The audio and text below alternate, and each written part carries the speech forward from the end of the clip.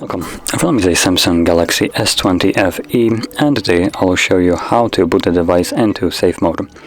And to get started, let's pull down the notification panel, tap on the power key right here, and then you want to hold power off. This will change that into a safe mode, so then confirm it by tapping on the key right here, and the device will initiate a reboot. Once it's back on, it will be then in safe mode.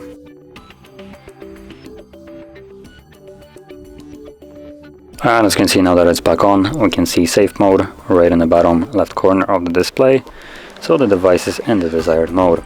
Now in this mode, only the essential apps will be working, anything else is basically disabled, as you can see based on the widgets. And in this mode we can test if, for instance, when your phone has problems, if it's based because of an app or if the device itself is malfunctioning.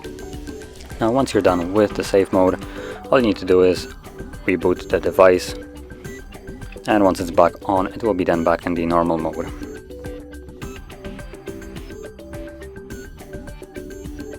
And as you can see, now that it's back on, it's back in normal mode. So, if you found this video helpful, don't forget to hit like, subscribe, and thanks for watching.